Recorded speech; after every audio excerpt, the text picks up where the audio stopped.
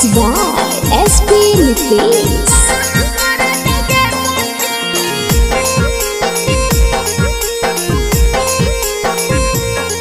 अगर हुसल हल यही दिन भरा कुछो न धारत गे सखी, अगर कुछो न धारत गे सखी, अगर हुसल हल यही दिन भरा कुछो न धारत गे सखी, अगर कुछो न धारत गे सखी।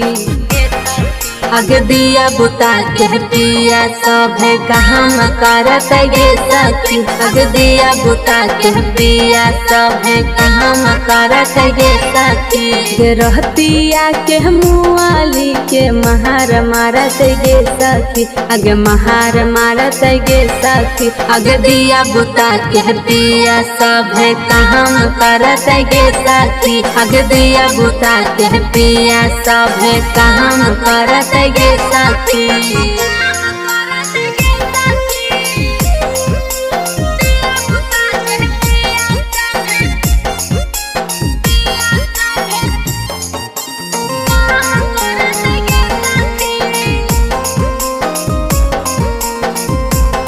नमूना रिकॉर्डिंग स्टूडियो राजगीर।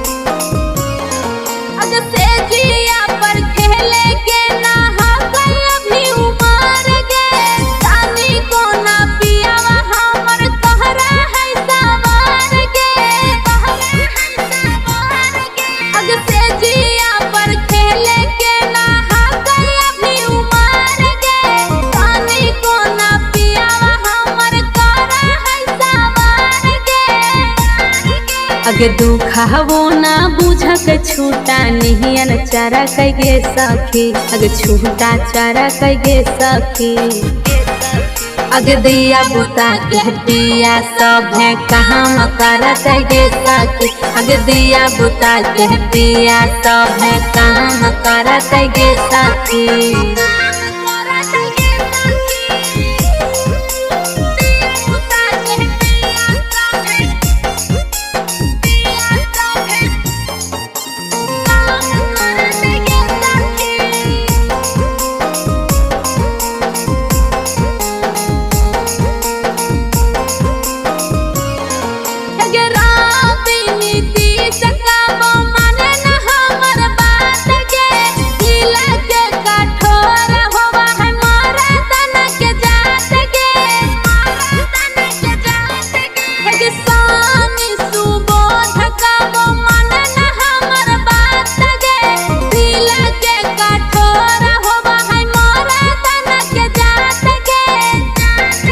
अगे नेहा सिधवा कह दिलावा रोजे जहर गे सखी, अगर रोजे जहर गे सखी।